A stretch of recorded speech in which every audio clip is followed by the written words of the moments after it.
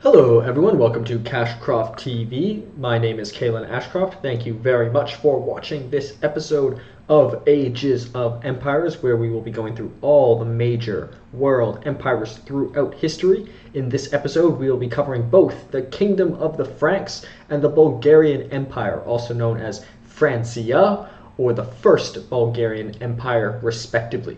Now, from each empire, we will also highlight a specific leader or famous leader. In this episode, we will cover Clovis the First from the Kingdom of the Franks and Krum from the First Bulgarian Empire. So we will have a biography of both those leaders following their empires, and at the end of the episode we will also have a comparison between Clovis the First and Krum II to learn a bit more about them through how they compare and contrast, but also retroactively learn a bit more about their respective empires. So that will be the structure of this episode, and I very much hope you enjoy it. I'm grateful for your support.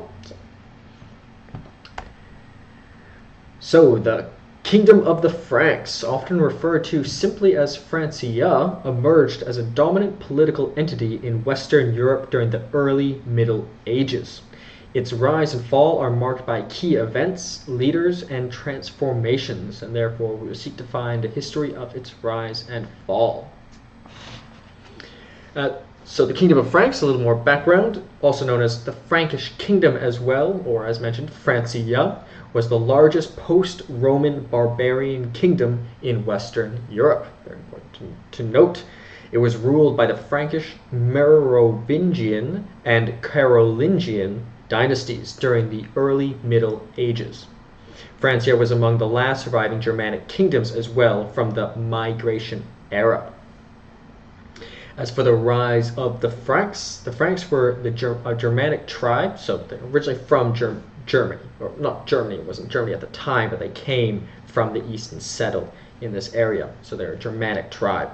And they settled in the region corresponding to modern-day Belgium, the Netherlands, and Western Germany during the decline of the Western Roman Empire, which we have previously covered in the 5th century CE Common Era. Under the leadership of Merovingian kings, the Franks gradually expanded their territory through a combination of military conquests. As for Clovis I, who also happens to be the significant leader that we will be highlighting, and his Merovingian dynasty, so Clovis I, who ruled from 481 to 411 CE, is often considered the founder of the Merovingian dynasty. We will discuss Childeric, who is his father as well, which is a very famous name as well, but it's formally considered that Clovis I was the founder of the Kingdom of the Franks, officially as an empire. But he did come from a dynasty that existed before him, including his father, Childeric, whom we will cover soon. And the first king of the Franks as well, he was to unite all the Frankish tribes under his rule, therefore the first sort of emperor of the Frankish people by uniting all the tribes, very much like some of the Khans we have covered. He converted to Christianity in 496, so therefore making him very a distinct figure in the Merovingian dynasty. So unlike his father and predecessors, they were not necessarily Christians, and they did not necessarily unite the tribes. So that was Clovis I who did that, marking the start of the Frankish, or the Kingdom of the Franks Empire. And therefore he also, by doing this, aligned himself with a powerful church and gained support from the Roman Catholic populace, so was also perhaps motivated by, or at least yielded benefits in politics. Furthermore, Clovis's military successes, including the defeat of the Visigoths, who we covered, another Germanic tribe, at the Battle of Vouillé in 507 CE, expanded the Frankish kingdom to encompass much of present-day France. His conversion to Christianity, that's Clovis I's conversion to Christianity, also solidified his authority and provided a religious basis for Frankish rule. So overthrowing the Visigoths, claiming their territory in modern-day France, which is very much the name Franks, very connected as well. And he also brought Christianity, which strengthened him and his dynasties. As for expansion and division within the Kingdom of the Franks, so under subsequent Merovingian kings, Francia continued to expand its territory, reaching its zenith under the reign of Dagobert I, who reigned from 629 to 639 CE. However, internal divisions and conflicts among Merovingian heirs weakened the kingdom's central authority, as we shall see. The Merovingian kings often delegated significant power to regional lords and officials, leading to a decentralized form of governance. This fragmentation of power laid to the groundwork of the rise of the Carolingian dynasty.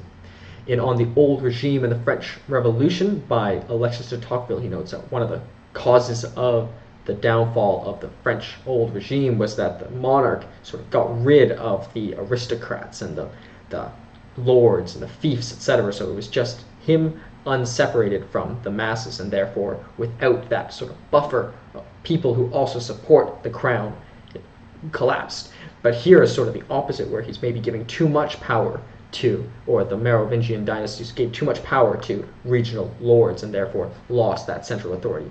Whereas in the French example, it was too much central authority that inevitably collapsed, because it was all sort of the leader and then a huge gap and then all the general people. So as for the Carolingian dynasty and Charlemagne, very famous. So the Carolingian dynasty, founded by Pepin the Short in 751, marked a new chapter in the history of Francia. Pepin's son, Charlemagne, became one of the most famous rulers in Europe, as you might note. I thought of making Charlemagne the main leader to highlight in the Kingdom of the Franks, and probably maybe even he is more famous than Clovis the First, but nonetheless I think he's more covered, generally speaking. In our episode on Macedonian Empire, we covered Philip, not Alexander, so here we're covering Clovis the First, who came long before Charlemagne, and perhaps there never could have been a Charlemagne if there wasn't a Clovis the First. So, but Charlemagne, no doubt you've heard of. So Pepin's son, Charlemagne, became one of the most famous rulers in European history, as we shall see. So Charlemagne's reign was from 768 to 814 CE, and it witnessed a resurgence of centralized authority and military conquest that expanded the Frankish kingdom into a vast empire. Charlemagne waged campaigns against the Lombards in Italy, the Saxons in Germany, and the Moors in Spain, earning him the title of Emperor of the Romans by Pope Leo III in 800 CE, therefore making the Holy Roman Empire. Charlemagne's empire, known as the Carolingian Empire, encompassed much of Western and Central Europe, including parts of present-day France, Germany, Italy, and Spain. His reign also saw a cultural and intellectual revival, and often referred to as the Carolingian Renaissance, characterized by the promotion of education, literature, and arts. So really high point that really influenced perhaps even Europe to this day.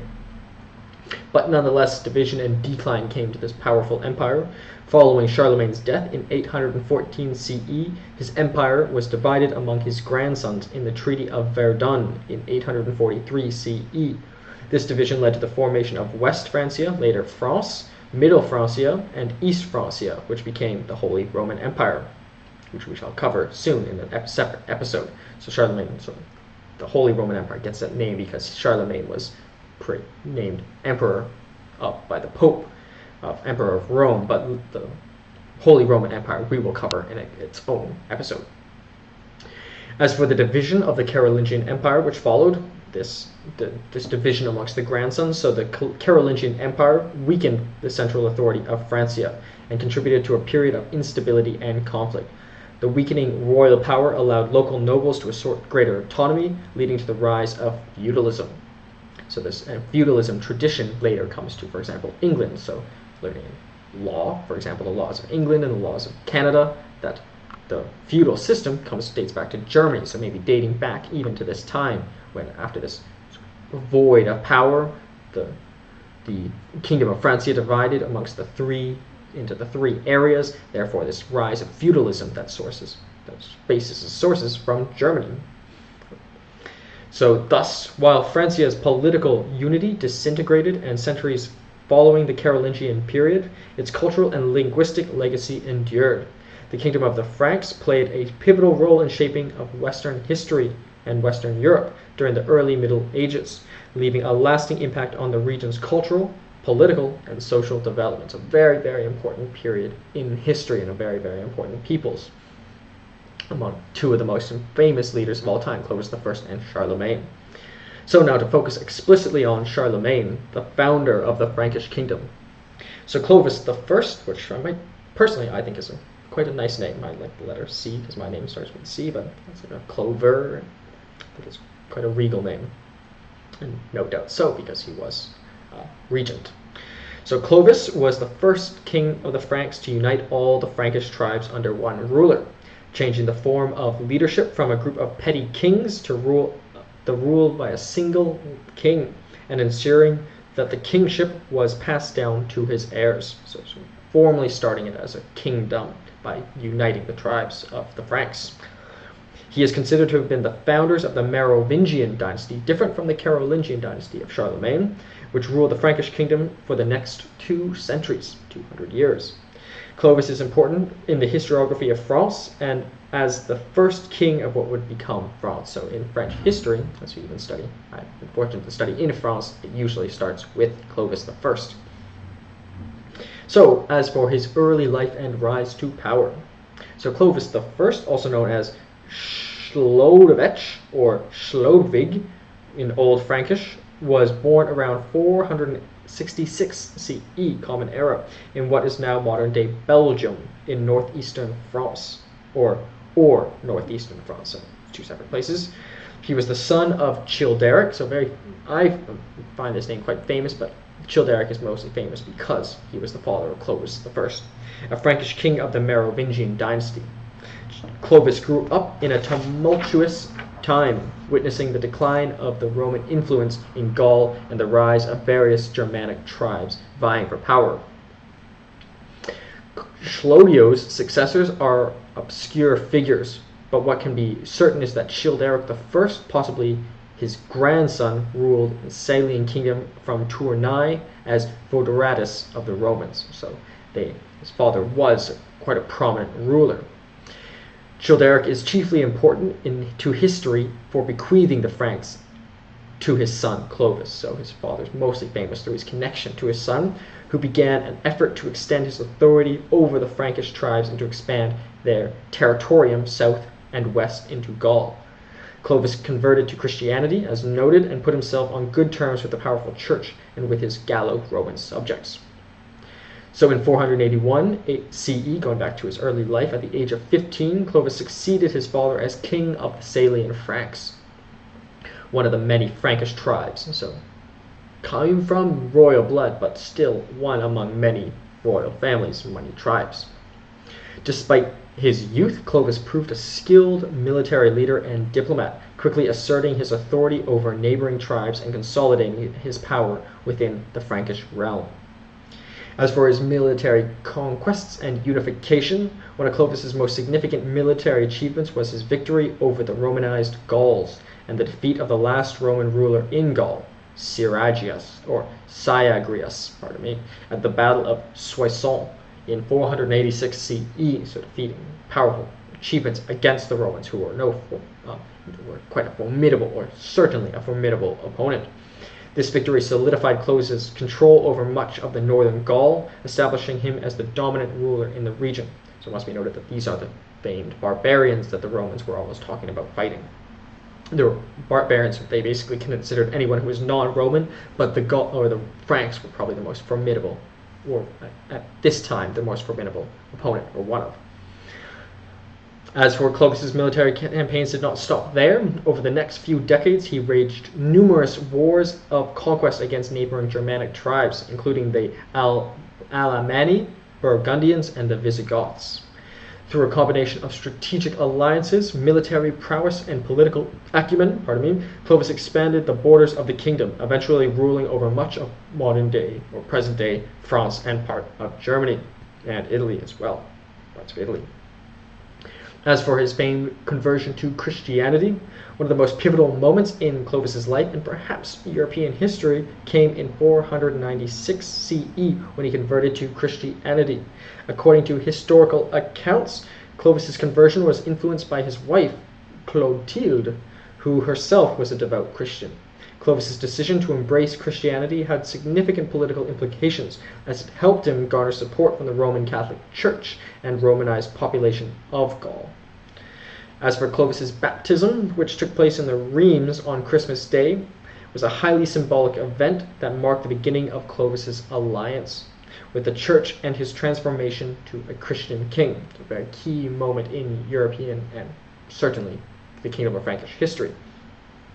His conversion also served to unite the diverse peoples of the kingdom under a common religion and provided him with a powerful religious legitimacy in his rule. So, noted back to the ancient Egyptians, having religious authority really strengthens one's power. As for his legacy and impact, Clovis's reign marked the beginning of the Merovingian dynasty and laid the foundations for the kingdom of the Franks, which would eventually evolve into the medieval Kingdom of France. His military conquest, political savvy, and conversion to Christianity played a crucial role in shaping the history of Western Europe during the early Middle Ages. Thus, Clovis's legacy endured long after his death in 511 CE. He is remembered as a skilled military leader, a shrewd statesman, and a devout Christian king who played a pivotal role in the transformation of Gaul and the Christian kingdom. His descendants would continue to rule over Francia for centuries to come, leaving an indelible mark on the history and culture of Europe. So, significant achievements during this time. Often we cover the leader who was at the zenith of a kingdom, but as if you're at the zenith, it necessarily means those who follow you do not surpass you. So Clovis, those who followed him did surpass him. Charlemagne's territory was larger, but Clovis started the Frankish kingdom and united the tribes, and therefore I think he's a very, very important and necessary leader to cover. Something that maybe is more common about the kingdom of the Franks relative to other empires we've covered is it does seem to be more so internal issues than external factors that caused to its decline, maybe more so than other empires. And also Clovis I is also very unique in that he was, or kind of more, not completely unique. There's those such as Constantine who converted to Christianity, but unique relative to all leaders in that he really took religion, put it at the forefront. Perhaps it was for his own benefit, or perhaps it was for the benefit of the people, or the benefit of the kingdom, which it ultimately yielded to be by creating greater unity and connection with the Roman Catholic Church, or at least Roman Christianity more broadly. So, as for the images and the content of the slide, we have the title, Clovis I and the Kingdom of the Franks. The Frankish Kingdom, also known as, or the Frankish Empire, or Francia. It was the largest post-Roman barbarian kingdom in Western Europe and ruled by Frankish Merovingian and Carolingian dynasties. So the significant leader we highlighted was Clovis I, Empire, Kingdom of the Franks, period 481 to 840 CE, which is considered part of the early Middle Ages.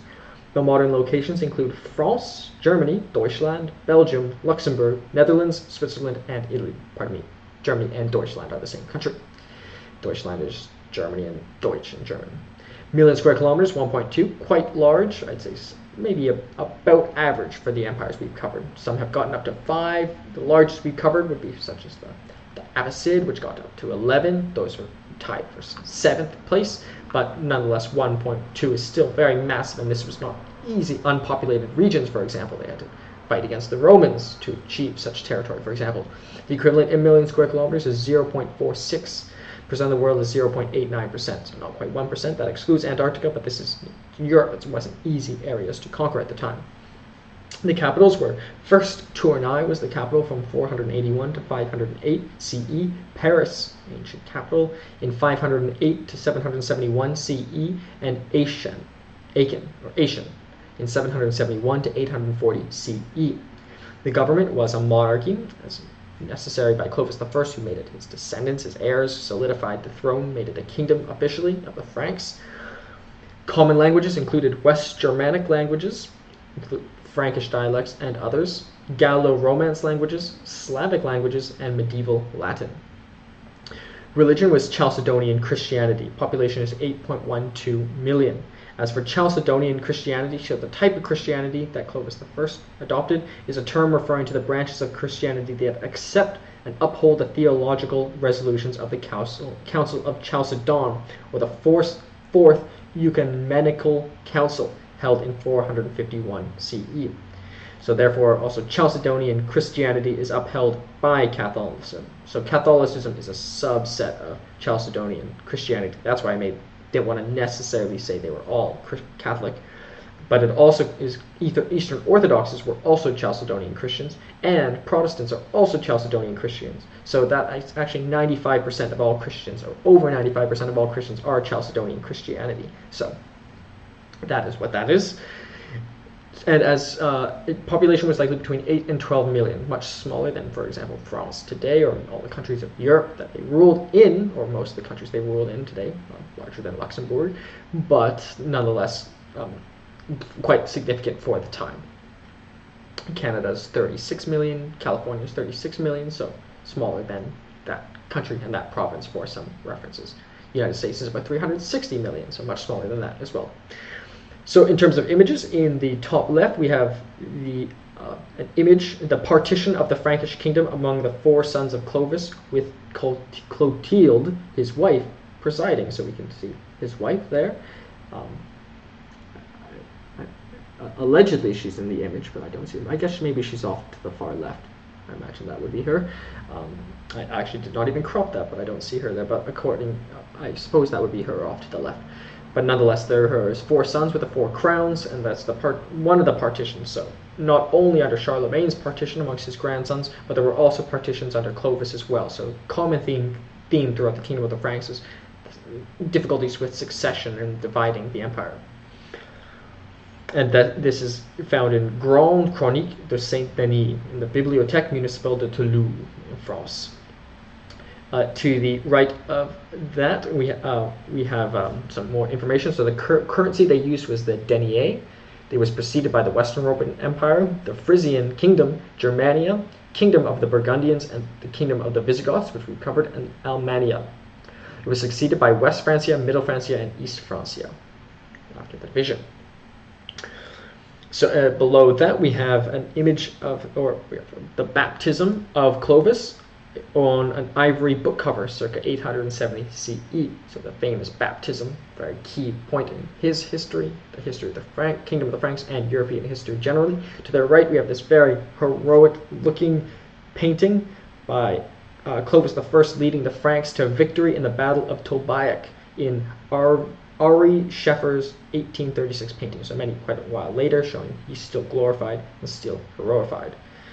And that is those are the images. To the right we have the kings of the Franks, the full list. We have Clovis I was from 481 to 511. Pardon me, this is not a full list. These are famous ones, particularly. Clothar I was from 558 to 561. Clothar II was from 613 to 629. Dagobert I, 629 to 639. Pepin the Short, 751 to 768. Charlemagne from 768 to 814. And Louis the Pious from 814 to 840 CE. Historical era, once again, the early Middle Ages, was established in 481 CE. Clovis I unites all the Franks under his rule in 509 CE. Charlemagne crowned the Holy Roman Emperor in the 25th of December, 800, and the death of Louis the Pious in 20th of June, 840. As for the Treaty of Verdun, was also in 13th of August, 843. And the image, this is the right after the partition, the Treaty of Verdun, of what the kingdom looked like. So to imagine what the kingdom looked like before, it would have been all of this united. But then this would be the partition. That's West, Center, and East Francia. So that is Clovis I and the Kingdom of the Franks, and we'll continue to discuss Clovis I in comparison to the next empire and the next leader, the First Bulgarian Empire and Khan Krum.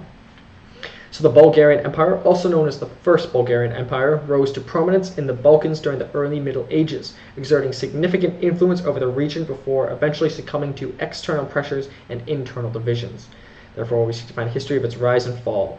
So we note that there is a second Bulgarian Empire, but when I originally compiled the list of largest empires, the Second Bulgarian Empire didn't actually make the list, nor did other preceding empires of Bulgaria. The Second Bulgarian Empire emerged in the 12th century and lasted until the 14th century, did not reach the same territorial extent or control as its predecessor. So yes, there is a Second Bulgarian Empire, but it wasn't as large as this First Bulgarian Empire. So this is probably the greatest empire in all Bulgarian history. So we may cover the Second Bulgarian Empire, maybe directly or indirectly, but really this First Bulgarian Empire is one of was the most significant period in Bulgarian history. at least in terms of geographical extent. So it's formidable to cover here, and it might even be anticlimactic if we dedicate another to the Second Bulgarian Empire, but we might cover it more indirectly through other empires that interacted with it. But nonetheless, this very important First Bulgarian Empire.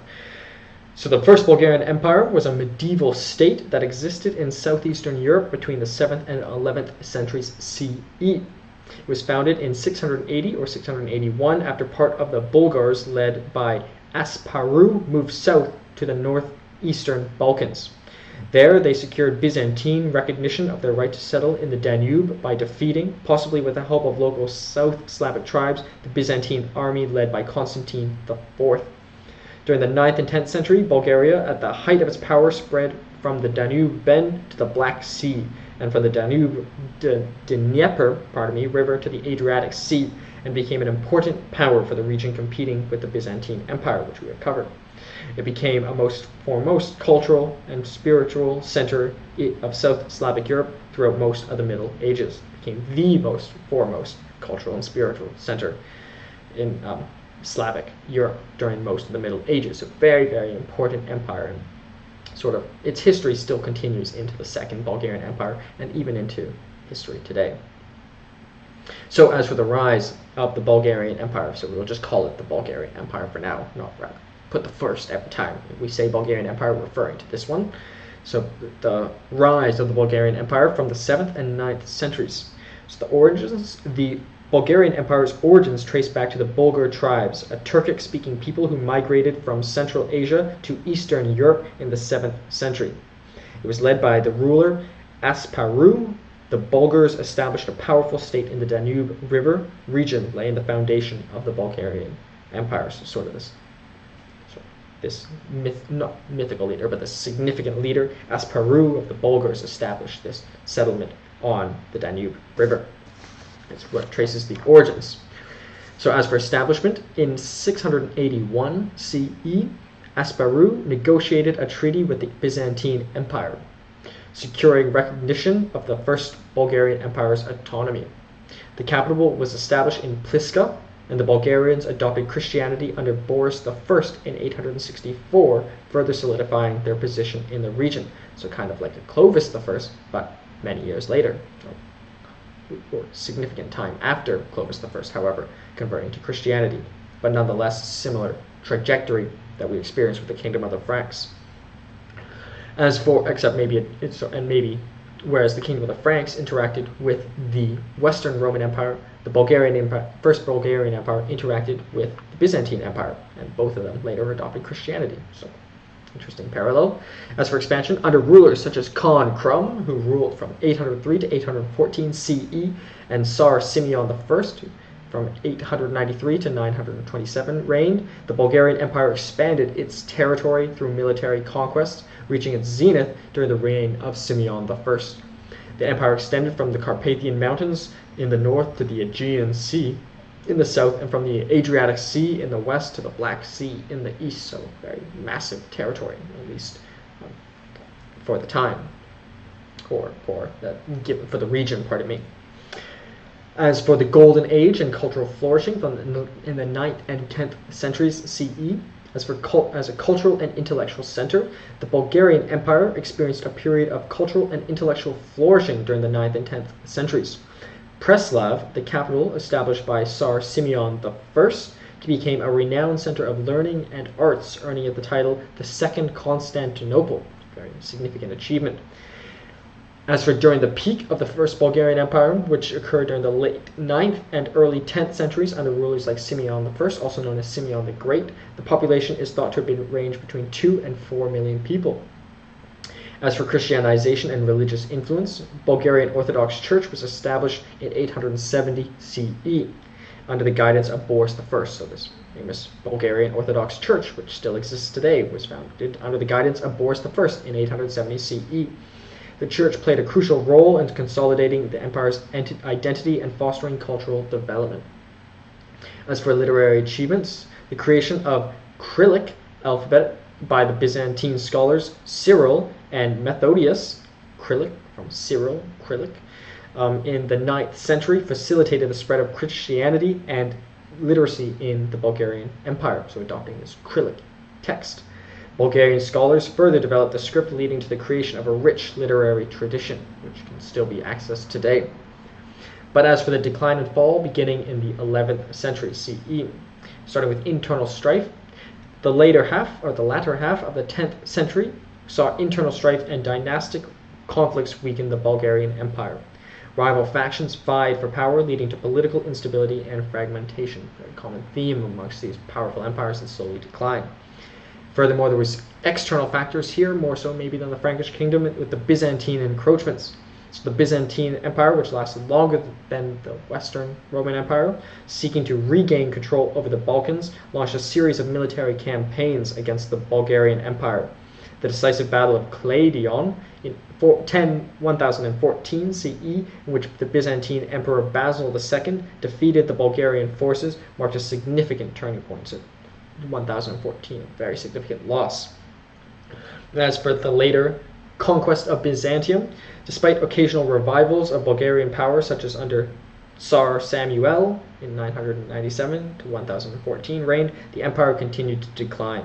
In 1018 CE, after decades of intermittent warfare, the Byzantine Empire under Basil II annexed the Bulgarian territories, bringing an end to the First Bulgarian Empire. So ultimately defeated by being annexed by the Byzantine Empire under Basil II. So thus the legacy, the Bulgarian Empire left a lasting legacy in the Balkans that exists today, influencing the region's cultural, language, and religion. There would come to be a second Bulgarian Empire, not quite as formidable as the First Bulgarian Empire, and there's the theme more generally of Bulgaria that exists even till today. There's Bulgarians even today, including the region's culture, language, and religion were influenced significantly by this First Bulgarian Empire. The Cyrillic alphabet, furthermore, developed during the empire's golden age, remains the script used by many Slavic languages, including Bulgarian, Russian, and Serbian. Croatian is technically spoken the same but does not use the Cyrillic characters. Despite its eventual fall, the First Bulgarian Empire played a crucial role in shaping the political landscape of Eastern Europe and left an indelible mark on the history of the region. Very fascinating period of time, a very unique culture, and I think a lot of beautiful art to come out of it as well, and literature as well, as meant from the Cyrillic alphabet, which was developed significantly during its golden age. So to highlight a specific leader, we will highlight Krum. I think of Victor Krum from Harry Potter, maybe even inspired in some ways by this character. So the victorious ruler of the First Bulgarian Empire. So Krum, often referred to as Krum the Fearsome, was the Khan of the Bulgaria from sometime between 796 and 803 until his death in 814 CE. During his reign, the Bulgarian territory doubled in size, spreading from the middle of the Danube to the Dnieper and from Odrin to the Tatra Mountains. So doubled in size, that's undeniably an achievement. His able and energetic rule brought law and order to Bulgaria and developed the rudiments of state organization. So before him, it wasn't as organized. Khans were more like tribal leaders until, sedentary peoples like this. The Bulgarians were more sedentary than many of the previous Khans, but still retained that Khan title. But he centralized authority and sort of developed the rudiments of state organization that many previous Khans in other empires had not had, especially nomadic empires. So as for his early life and rise to power, Khan Krum, born around 755 CE, emerged as one of the most important rulers in the First Bulgarian Empire during the 9th century. Little is known about his early life, unfortunately, but he likely came from a noble Bulgarian family and received military training from a young age. That would be common both amongst the nobility and amongst the general population, so it's likely he received military training, and hence he was successful later with it. Krum rose to prominence as a military leader and statesman, distinguishing himself through his strategic acumen and bravery on the battlefield. In 803 CE, following a period of internal turmoil and succession disputes within the Bulgarian nobility, Krum ascended the throne to be of the Bulgarian Khaganate, or ruled by a Khan, Khaganate, or Khanate. As for his military conquest and expansion, once he was in power, one of Khan Krum's most notable achievements was his successful military campaigns against the Byzantine Empire.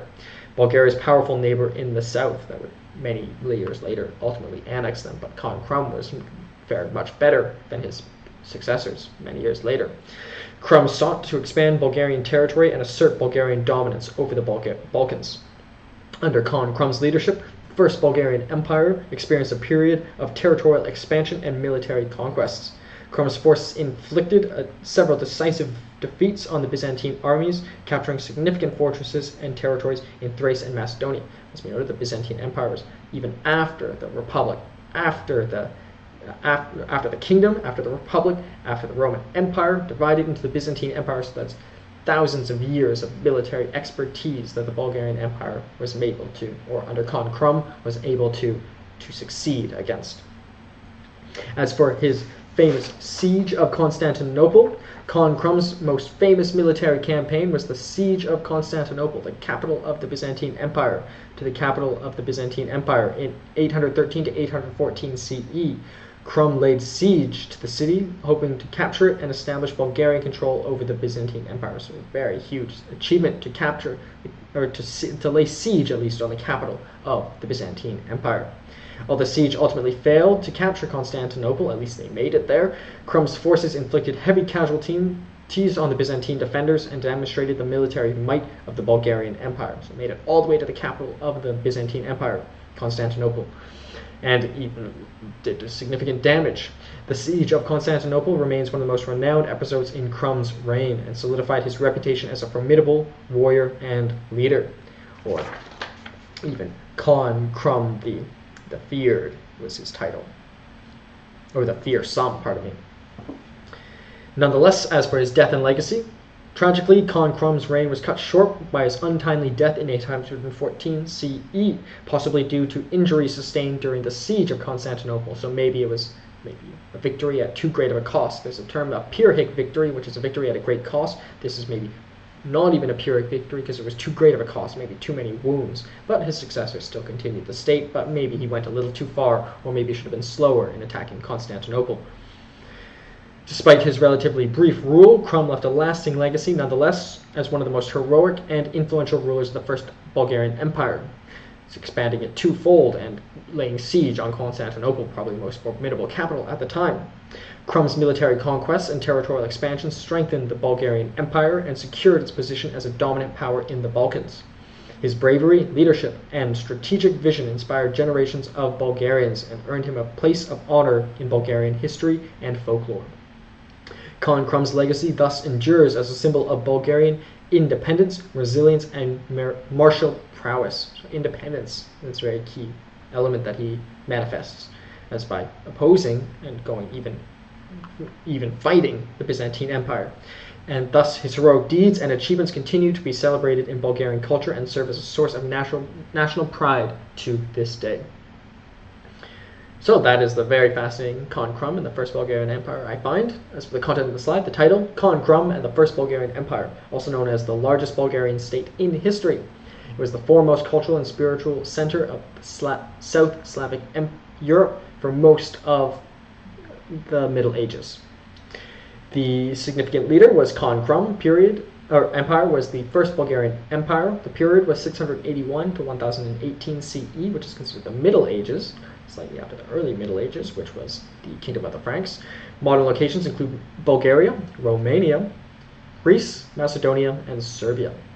Million square kilometers, 0.4, so a little bit on the smaller side. Million square miles, 0.15% of the world, 0.3%, but nonetheless, they're contesting this land with the Byzantine Empire, which was probably the most formidable force at the time, so very significant area of land. That's 0.3% of the world, excluding Antarctica, so very significant achievement, but it is on the smaller side, and thus it does make sense that maybe if we don't cover the Second Bulgarian Empire, because that would be even smaller, it might not make the list of largest empires, unfortunately, but this First Bulgarian Empire does.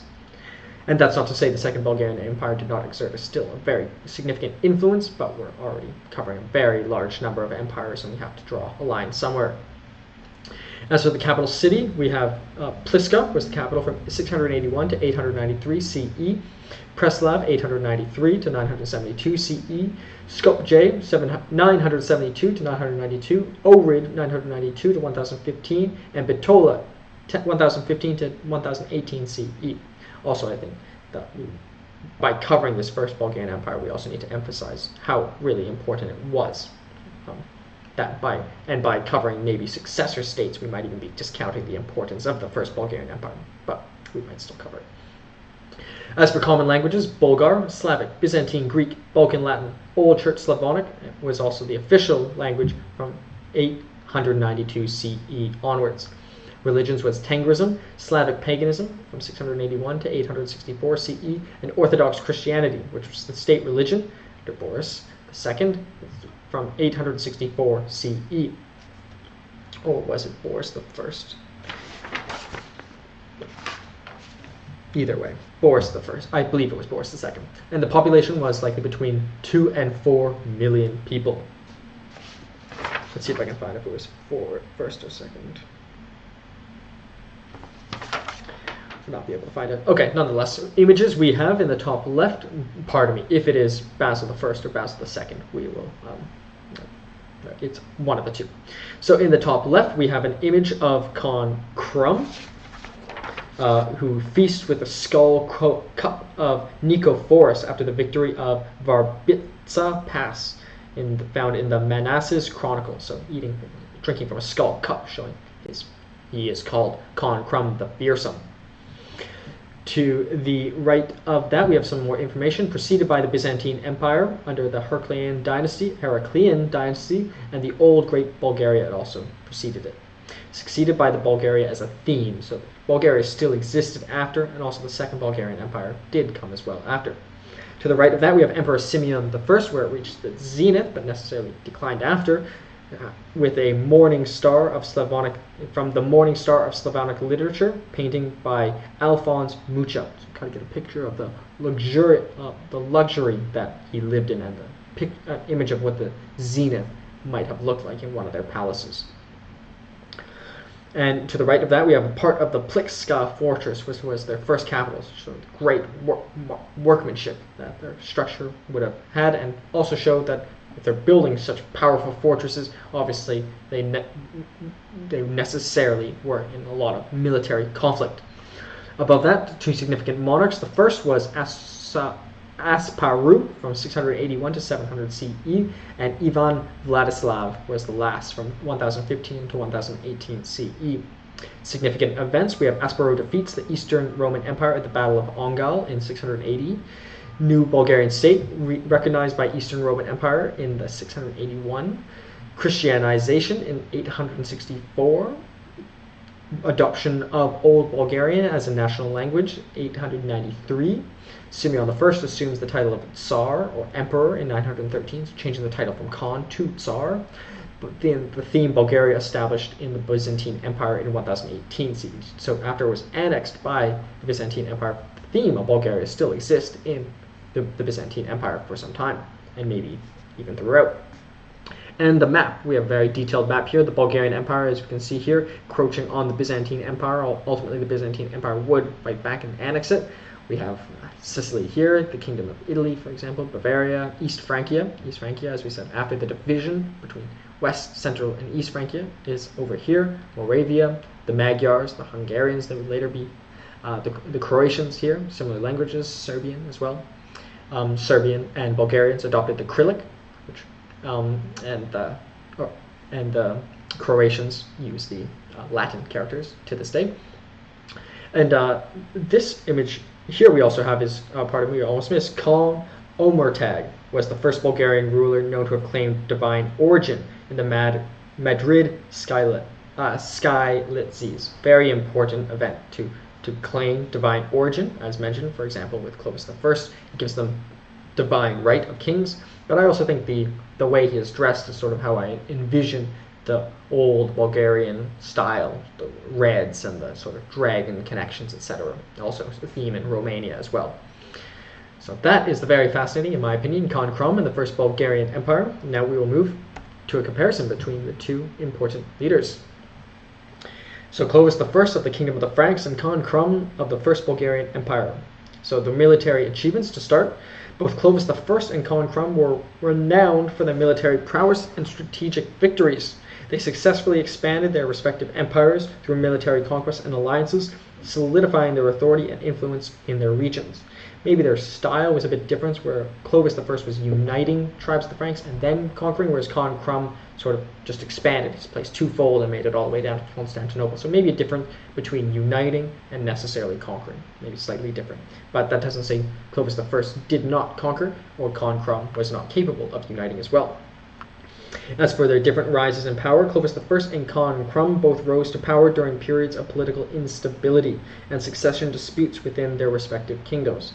Through their leadership abilities and military successes, they were able to establish themselves as dominant rulers. But Clovis I did not necessarily come, he was not, well, I think both of them actually sort of did have to, were a little bit contested for their throne, but Clovis I was more so, because Clovis, there wasn't necessarily the throne at the time. He made his Merovingian dynasty reign supreme over the other tribes. So he sort of made the seat, whereas Krum sort of retained the seat.